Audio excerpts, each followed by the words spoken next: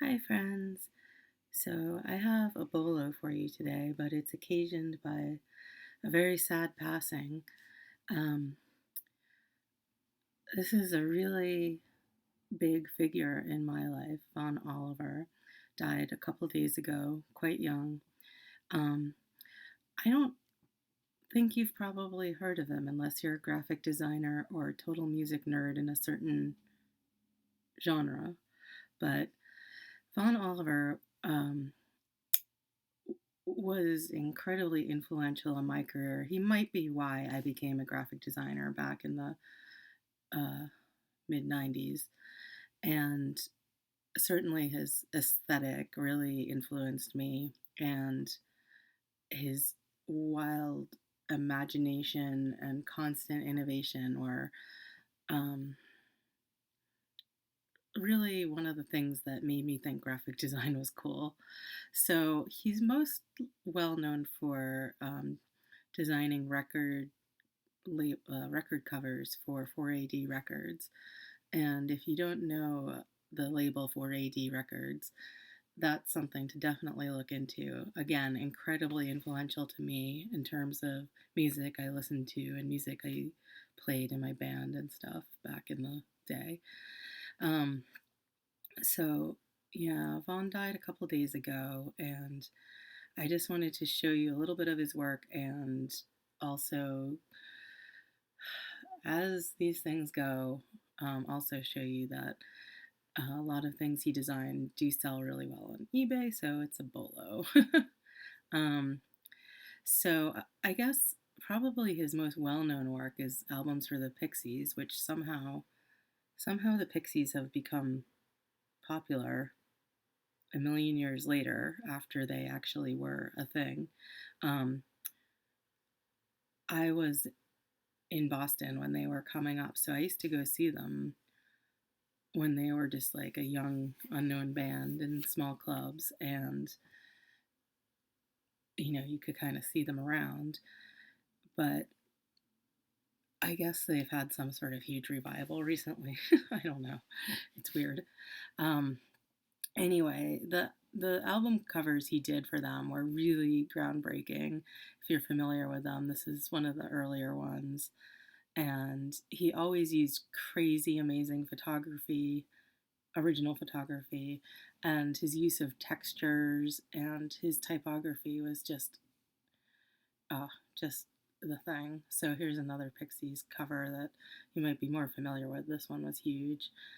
Um, and a lot of this line work and sort of random, I mean, don't look at that. This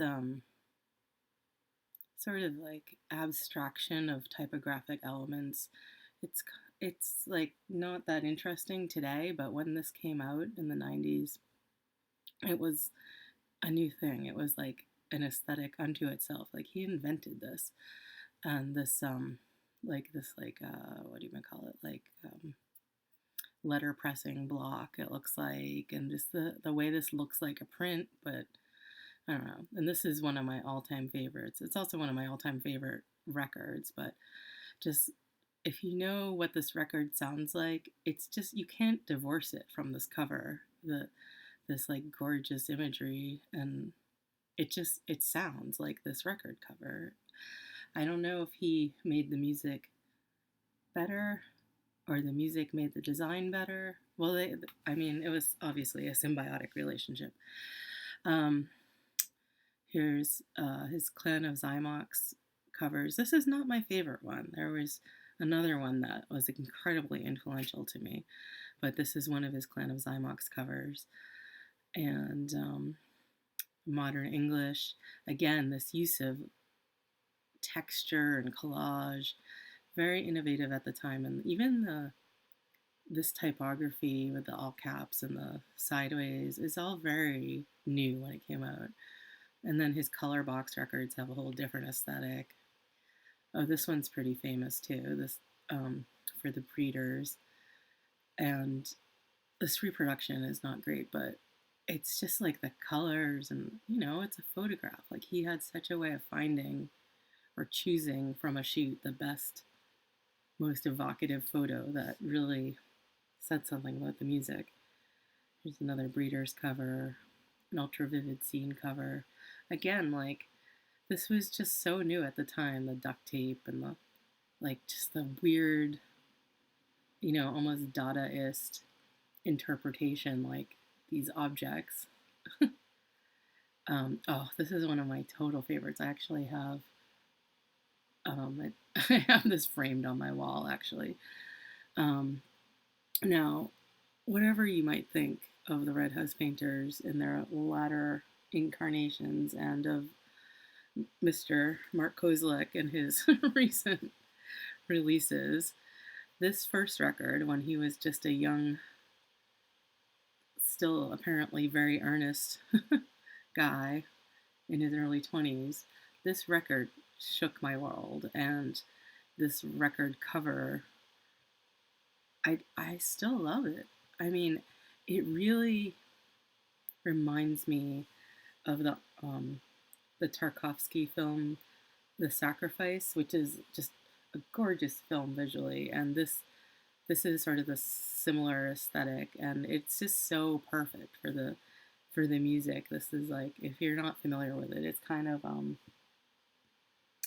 slowcore to some degree. It's like slow, sad, earnest, plaintive, beautiful music. Um, anyway, and this came out on paper that was very matte and it felt good. And that's another thing. He used a lot of textures with his paper choices. He used varnish, spot varnish channels, amazing stuff. I'll just show you a little more. Let's see. This record, I don't think was actually on 4AD, but another favorite record, very much of its time when it came out. I don't know if it holds up that well. It probably does. This is again more slow, deep, introspective music. And again, this use of texture and collage, and even this typography. You might think it's common now, but at the time, it was a real delicate, minimalistic but not stark way to use type that was really different. This is the back of that record, Mr. Sylvian, and just some of this imagery up closer.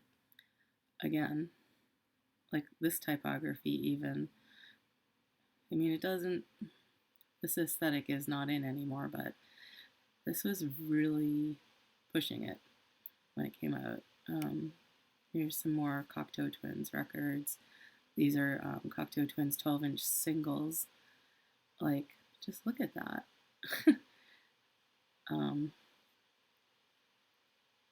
I don't know if it will play as well to you if you don't know this music and didn't know it back when it came out, but it's really remarkable. Here's another single. And it's so 23 Envelope. That was the name of Von Oliver's company that worked with 4AD. And then he later went solo under the name V23, and also he's worked under his own name. And that's the sleeve and stuff. So anyway, if you find design stuff, like not necessarily records, from 4AD, the 4AD label, and or Von Oliver, or 23 Envelope, or V23, this will all sell really well on eBay. And let's see, I'll show you some things. So this is a lyric book he did for David Sylvian, who's one of his records I showed you. And you can see pictures. This is in good condition and sold for $234. And it's a whole lyric book with that same aesthetic. It's so great. I try not to collect things, but it's tempting, this stuff, to me. I I did see Von Oliver give a talk once at the Institute of Contemporary Art in Boston, and he gave out these free postcards, and I I have one of those in my dining room. Well, sitting on a picture rail somewhere, and that's kind of what I've collected. um, so yeah, if you find books he's designed, and he did do some non-music related work, some commercial work for clothing brands and stores and stuff, and that's out there too. Hard to find, I think, but that will also sell well for its design. Um, let's see. This is a poster for Mojave 3. These, the Pixies, they did, the record label actually released two things around Doolittle. One was a set of 9 postcards that Von Oliver designed, and the other was kind of the same thing, but it was big, and it was poster versions of these. And these sell really well. I've actually sold both of them because, like I say, I try not to collect things too much. And my significant other actually had these, and we sold them on eBay, and they did really well. I don't know if they did this well. Like, this is, $92 for this little postcard set. This is the size of a postcard. And I really should have shut that off. Sorry, let's do that.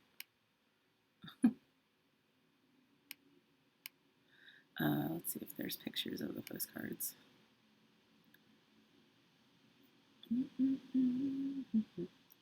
Sort of, but they look like this. And it comes in this envelope. Oof, that's in rough shape. But, over $90. Do this, yeah. There's some newer to me bands, like Sheer is probably like 20 years old. Michael Brook, Belly is another Throwing Muses derivative. Pixies, blah blah. This is a book about Von Oliver, written by Rick Poynter, who writes a lot about design.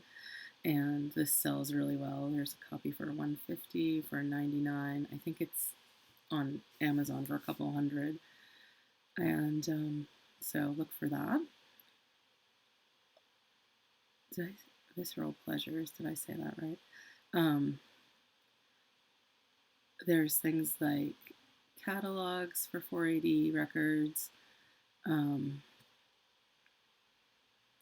Even, let's see, there's some other books about him. There's some exhibition catalogs. There's, there's a couple of books I have that came out probably 25 years ago that I have never really seen. Oh, this one, for example, is really cool. It has like a vellum overwrap and stuff. Poster sets for different bands. They also, 4AD went through this phase of releasing calendars. They're like kind of poster size almost. They're probably 11 by 17-ish, but they're probably an English paper size, or like a ISO paper size. And I actually sold one of those as well for I think over $100. They come in a box. They were in the 90s, and like each page has a different design based on a different band. So those are just some solds that happen to be up at the moment. I don't know if people are, capitalizing on his death or whatever. Probably not. Maybe. I don't know. And then here's some more. This search was for 4AD records instead of Von Oliver. But so records, like the actual 12-inch records, well, and probably CDs and cassettes and singles, should sell well, some more than others, like this X-Mal Deutschland one. you know, it's I guess it's selling for the record, not for the design, but um, I would I would keyword it both ways myself. Lonely is an Eyesore is a compilation that 4AD put out, and they did a lot of formats. There was like just the record, and there were these more deluxe versions, and that should also sell very well. It's a really great compilation too if you want to have an introduction to early 4AD music. Um, More recent bands on 4AD are the National. This is some deluxe record. I don't really know what they put out anymore. Like, if you'd asked me back in the late 80s, early 90s, I could have told you exactly every release and why it was cool, but um, some of these are going to be not Von Oliver because I searched like that, because I searched on 4AD records, but there's more Pixies stuff. This is a bad picture, but it's This Mortal Coil. This is another really great record with great design. Um, this is a This Mortal Coil 12-inch single, 16 Days Gathering Dust, which has a special place in my heart anyway, but I guess it sold for $8. What other? Some Cocteau Twins. So I guess these records don't sell that high, like sort of $10 to $20. This Mortal Coil again. But I'd still be on the lookout for them. You should listen to them anyway, even if you don't sell them. The Birthday Party, but that's actually neither 4AD nor Von Oliver. They did put out a record on 4AD, but it's not that one. What other things? Some of these are really great records. I'm just going down memory lane, excuse me. He did some Blonde Redhead stuff. I think that's him, yeah. And more Cocteau Twins. So yeah, like keep an eye out for Cocteau Twins records. They should do well, and Pixies records. Another Cocteau Twins.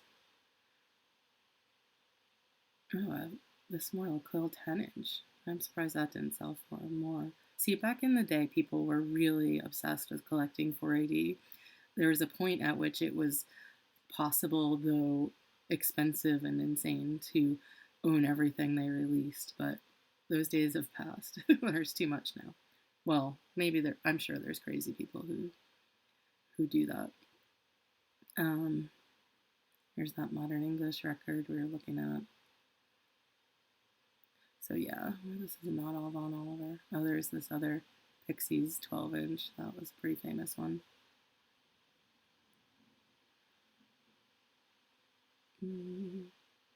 This Cocteau Twins single. Anyway, you get the idea. So look for records on the 4AD label.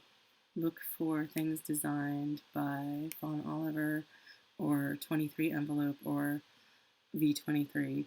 And even if you don't find and or sell them, take an audio drive through some of this music because it's really great. All right. So there's my like sad commercialized tribute to my favorite graphic designer who just passed away. And I hope that it was in some way interesting. Take care, and I'll talk to you later.